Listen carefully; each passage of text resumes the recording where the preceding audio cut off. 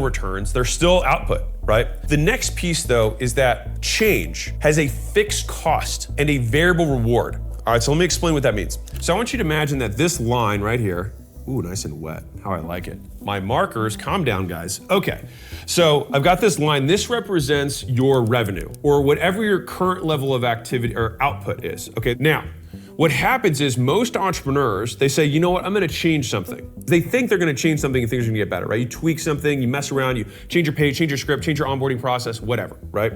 So then what happens? Well, if there's people involved, typically output will go down. You have to retrain the team, they have to practice, you know, this variable affected 2 other variables you didn't know about. And this is completely based on my observation. You typically get about a 20% decrement or decrease in performance. What ends up happening after that is it might not work and then you stay here, or it might be worse and it goes here, or it might get better and it comes back up eventually, right? And then maybe you have a 5% higher output here. This is now your new baseline. Now, here's the thing. If you have a 20% guaranteed decrease and you have the potential for a 5% increase, do you take that bet? No.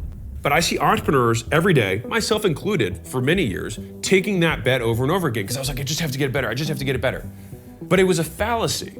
It's not true. Sometimes, like, your business will never be perfect and you have to accept that fact. It will not be perfect. And the thing is you don't even know if it's gonna get better. You just aren't sure if it's quote good enough, and so you just wanna change it. You wanna mess with it, right? But the magic is the compounding returns you get when you do the same thing over and over again. You get this depth of understanding, this depth of skill that happens with repetition, right? If necessity is the mother of invention, repetition is the father of skill. But let's look at what entrepreneurs will normally do.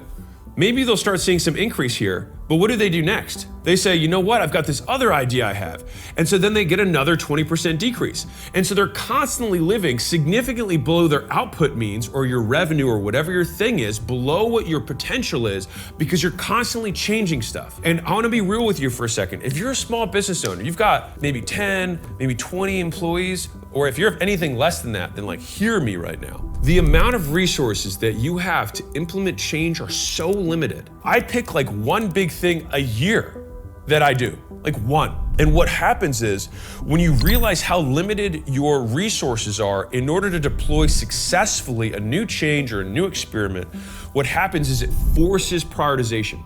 It forces you to focus on what things, if I only had one thing that I could do this year, what one thing would I be like, this is the bet I'm gonna take? Well, it certainly wouldn't be a 5% thing, right? Well, maybe if we write handwritten cards, we'll get a 5% increase in referrals, maybe, right? But given those resources, what else could you do? And so when you look at the whole thing, the whole spectrum, and this is how I wanna frame strategy for you around this.